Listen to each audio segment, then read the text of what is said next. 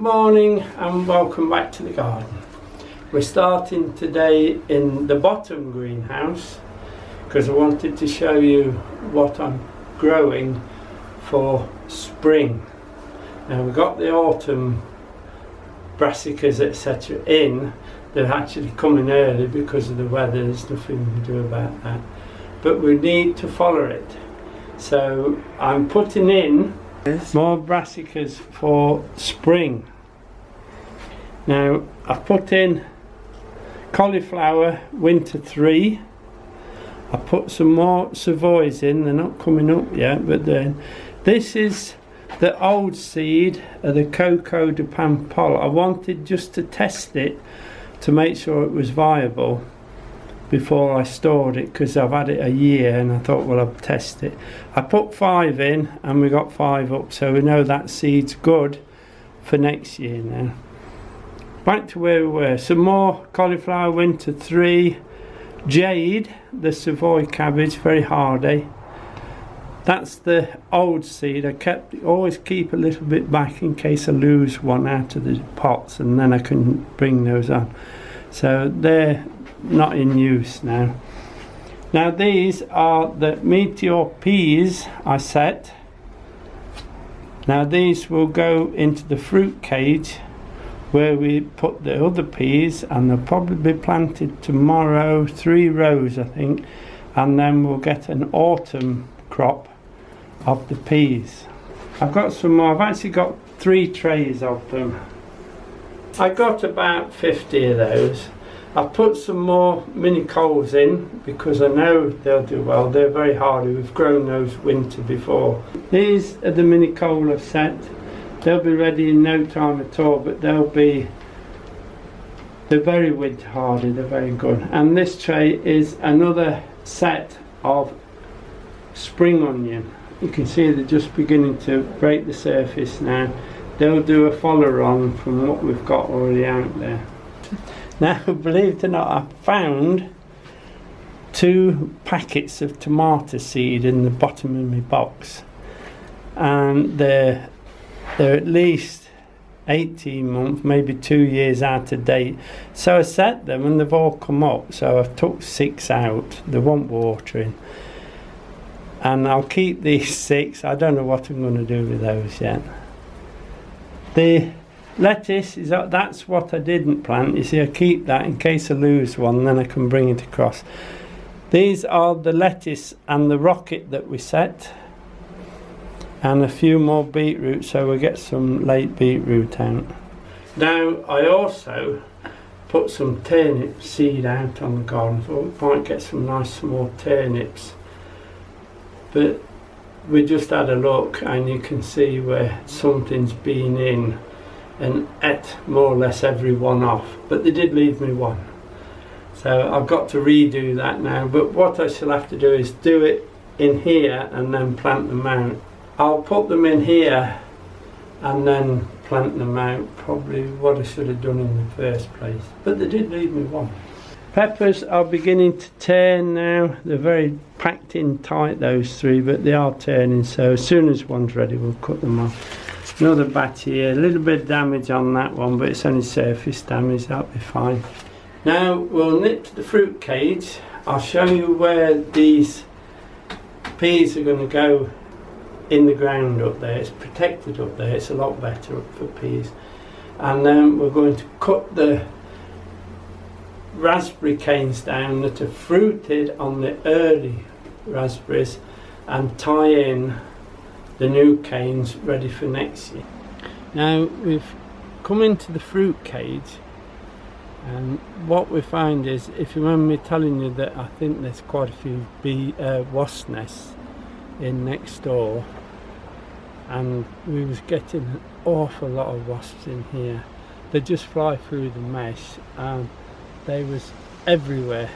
So what we did, waited till night, well it was night-ish, and I put a cover on the whole of this end where the blackberries are, and where the blueberries are. So I've covered all this end and put a sheet across to stop the wasps getting to them.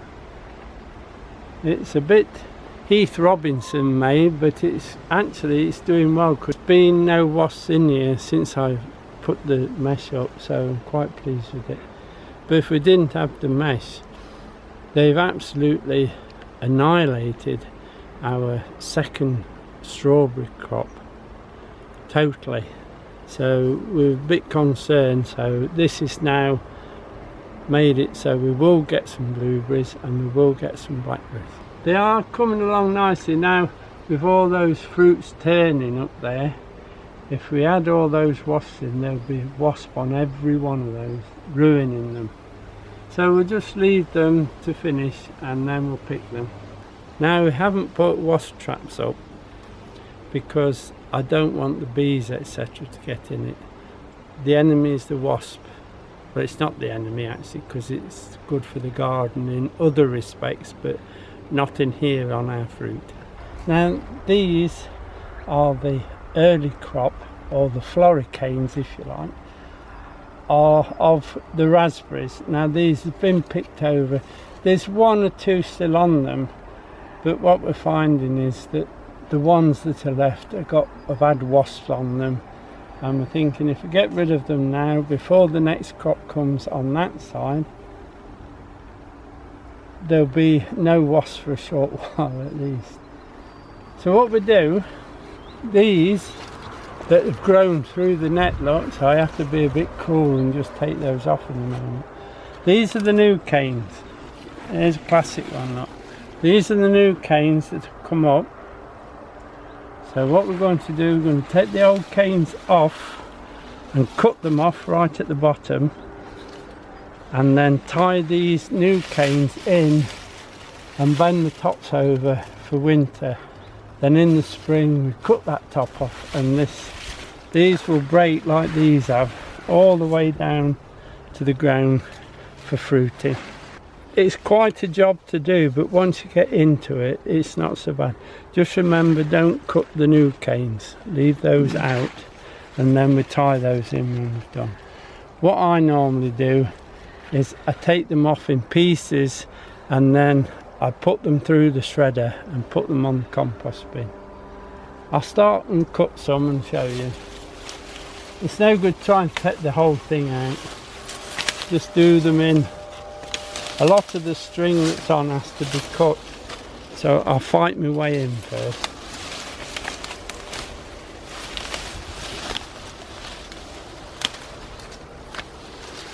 There you are. Once we get in, you'll be able to see clearly what we're doing. These are all the side shoots that have bore the fruit since we cut the tops off. If you don't cut the top, all your fruit will be there. By cutting those off, you get all your fruit to the bottom, and this gets covered in side shoots. Now let's take some out.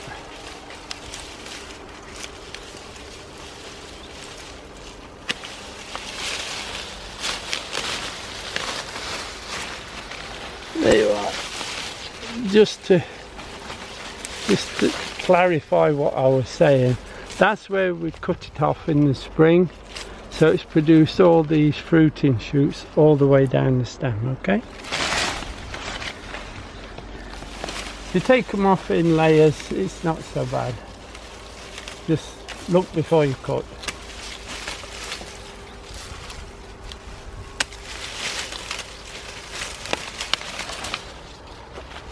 We'll see if we can do this section here.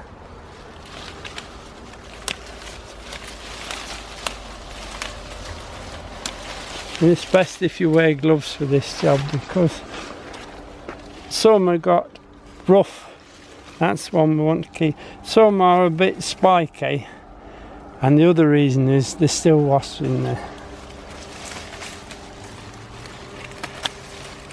See, that one's new.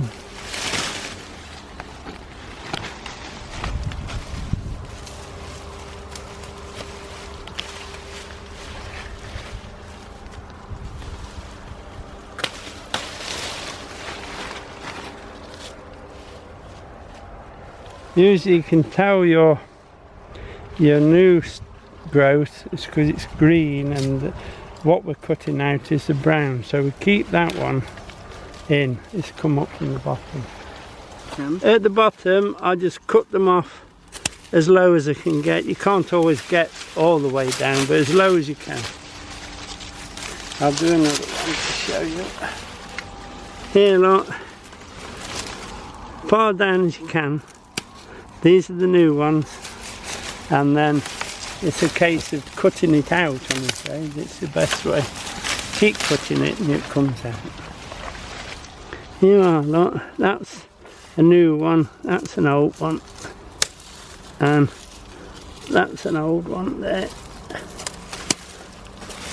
And you can see that's a new one. You see, it's a different colour, it's fresh growth.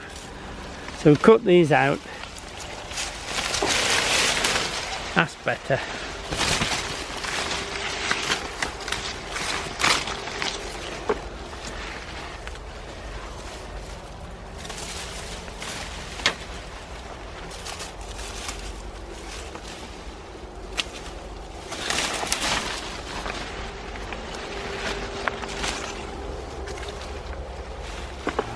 Try and take all these in.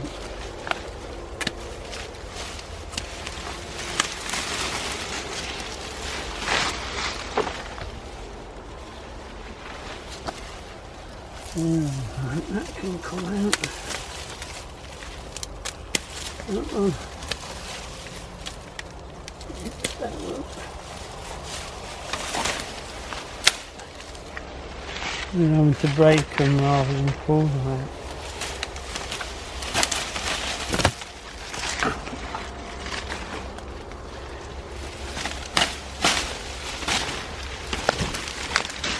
And they will get weeds in there as well. Keep taking them out.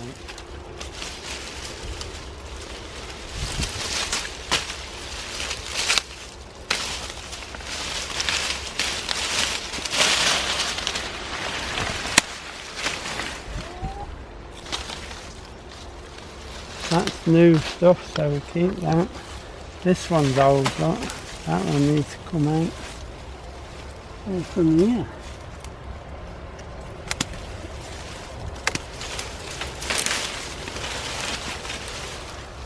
Broke it.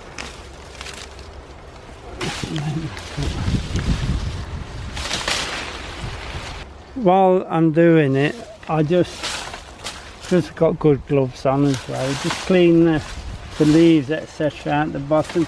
You'll find there'll be because the crop has been falling off in the rain as well, there's a lot of raspberries on the floor. And it's there, you see, but if you look at the side there's a wasp hole in it, so it goes. All these that are left are the new canes. Now we've got quite a bit of these old raspberry canes piling up. So what I'll do, I'll put them through so we've got room to stack the other ones. We're very short of room in here. So this will be a bit noisy. I'll put my glasses on. Can't see a thing now. Right, here we go then.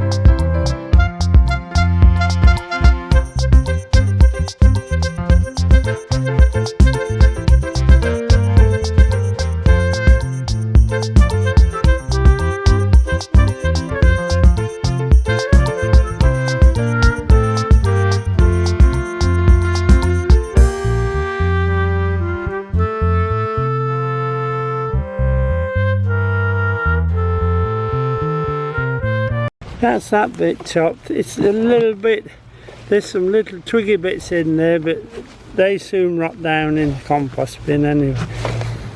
But that's all those canes that we had piled up are now just made half a bucket. And before I had the shredder, I've had a few years mine, I used to have to dry all this and burn it, but now it goes back into the land through the compost bin and back in, so that's got to be good, hasn't it? It's a very good and useful machine to have. We've had it a long time, and I just clean it periodically, sharpen the blades up, and it just keeps going.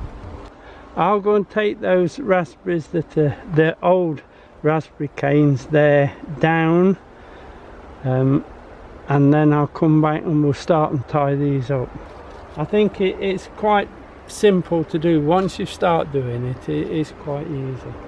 That's what we got off the raspberry canes. These are all those spent canes. As you can see, a little bit woody now and again, but that soon rots down. It makes good compost. Now that's all the fruited canes removed. All we have to do now is tie these new canes in. While you've been taking the old canes out, there's one or two of the leaves get damaged, as you can see here. Best thing to do is just take those off and a new leaf will soon grow. Right, so the idea is to tie it on and then tie it over like that, so it's going along. And so we'll go, I think the best way is to go around this old frame, and then we'll do it twice round the cane and just put a simple knot in, don't tie it too tight.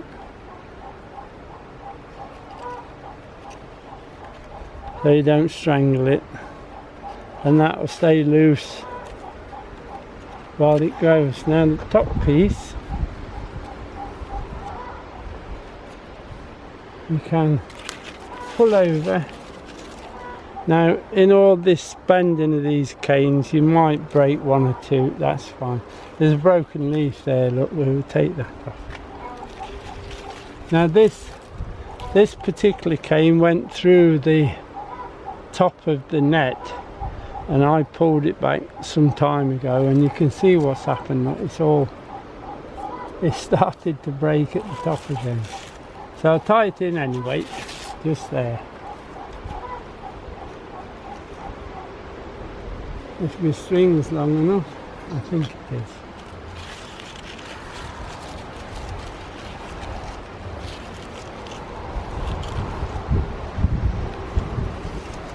The idea is to really stop them blowing about through the winter, and it keeps them tidy.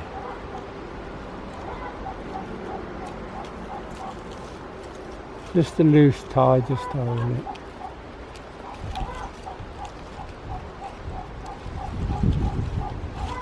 There, that'll do that.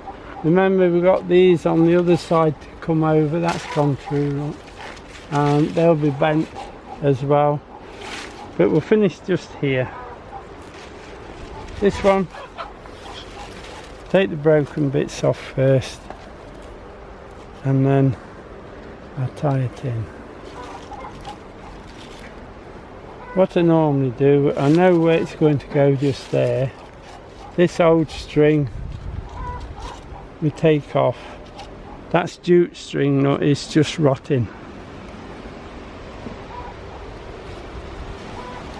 And then we go around twice. That holds that. I know that wants to be just there. And you will also get new canes coming up, so in a few weeks you might have to come back and tie the new canes in as well. That's enough to hold that, look. And then one, you see how it's going up now, we just take it the same, bend it like that. Then on the other side, I can show you, because I won't be showing you doing it. these will bend that way, so it crosses over like that. But don't worry about the leaves. The leaves are going to drop off in this autumn anyway. So one going that way, and then from that end going that way, and it will make a nice tidy frame. Find out where you're going to put it. Round twice. Come back and tie off. Nice and loose.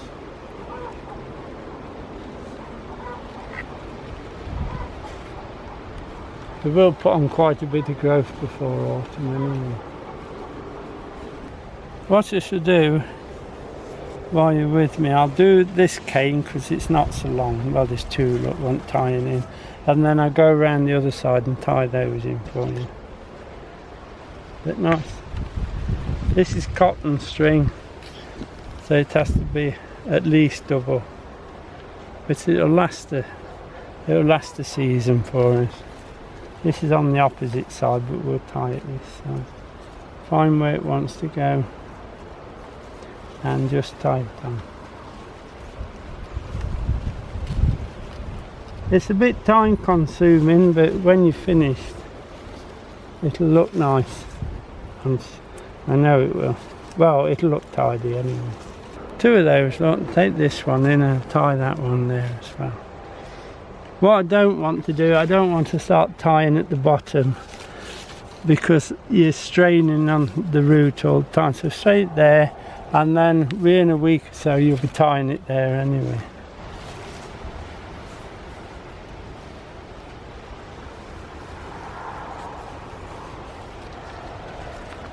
Just simple stuff. And try not to strangle it, whatever you do. There you go.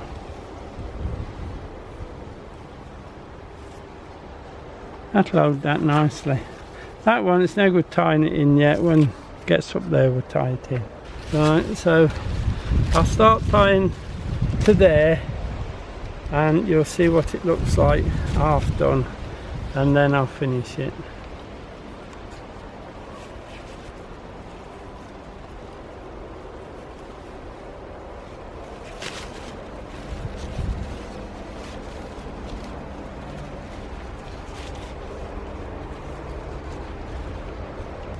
We'll tie one of these big ones in next so you can see it from both sides.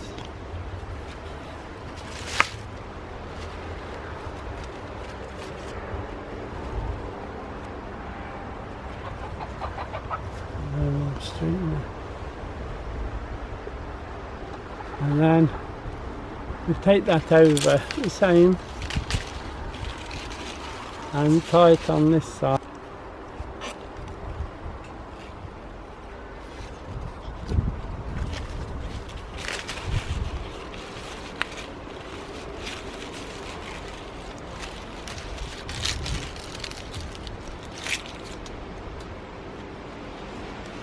You see this one that's come well away from the run, so if you take it in, you see you're going to trip over it. So the best thing, if you want to keep it, dig it up and plant it somewhere else, or plant it back in the row.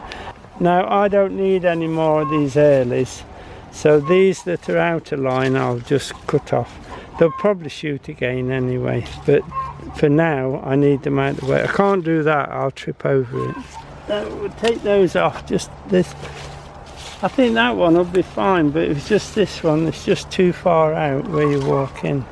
I think you've got the idea how we do it, so now I'll tie them all in and then come back to you and show you them tied. Right, that's the Primocane raspberries tied on, ready for winter. There will be some more growth, so there'll be some more tying on to do. You just have to keep your eye on it. When it settles and we've had some rain on it, etc., I should put at least 1 barrow load of our garden compost on top, spread it out and then leave it for the winter. But they'll do nicely. That saves them blowing about. Now I don't know if you can hear it, but there's combine in the next field. They're getting the crops in before, or hopefully before the rains start again. And they were actually combining the field at the front of the cottage, or well into the early hours of this morning. So hence, like that this morning. But they must get these crops in. You've got to go with them when it comes to cropping. Just going to pick some of these French beans now and get them. The last line on this piece was some dwarf beans safari. Now, very nice bean to have safari. But what we'll do is they're all ready, so I'll cut the plant off and take the harvest and then put the plant itself into the compost bin. While we're here, Gemma, look at your mulberry bush you bought me. It really has put on some growth this year, but I'm afraid it's these here I shall have to take off. Just take those few off and let it go up a bit. But you never know, we might get mulberries on it one day.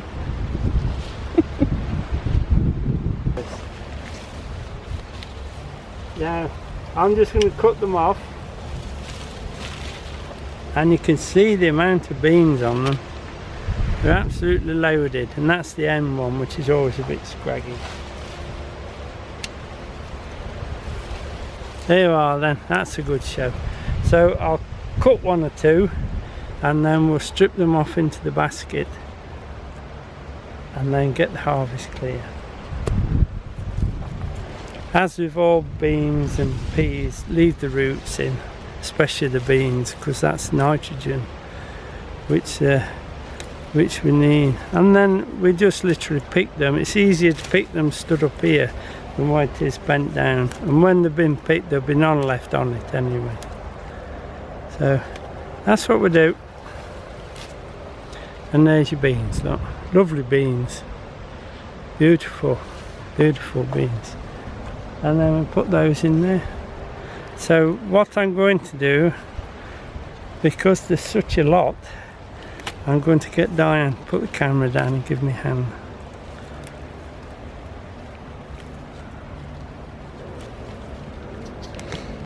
So we'll pick them and then we'll show you how many we have. Be quite a few, I think. There you are, that is the safari bean, or safari French bean shall we call it. Picked, there's quite a few there, there's a fair old weight in this little trog. Now we've got some Pongo beans, thanks to our friends Bill and Val. Thank you very much, Bill and Val. We'll harvest them now. We have cheated a bit and already had some, absolutely delicious. So we'll harvest those. This is what we got left of the Pongo beans, which Bill and Val gave to us, very nice of them. So we'll harvest them, and as you can see there's plenty on them. There's plenty on them. Trouble being putting them there. When I put them there this was all clear, but since the raspberries have come they've shaded them a little, but the beans are there, so it was perfectly alright. We'll harvest them the same way. We'll take them up because they're all ready and we'll harvest them. But you can feel when you're harvesting the beans, you can feel that they're going to be good before you even cook them. But we have cooked some of these and we know they're splendid beans. There you go. And we'll put them in there. We're a little bit congested here and we're getting quite a bit of dust from the combine as well, but we'll keep going. We'll get them done and then show you what we've got. I think that's the best way. There you are, there's the Pongo beans harvested. Quite a few, it's quite a weight in there. And I've got these here which I'm going to hang up in the shed and let those ripen off and use those for seed for the next year. Pick the beans, we've tied up and cut out the raspberries. I'm so pleased we've got those done. It's a job that You know you got to do it, but I'll do it next week. Best done. Now that's a bit because, like I said before, the combine is next door, and the dust we're getting from the combine when it gets to this top corner is quite bad, so we're going to evacuate, I think. So many thanks for watching. I hope you enjoyed it, and we'll see you in the next few days. Bye now.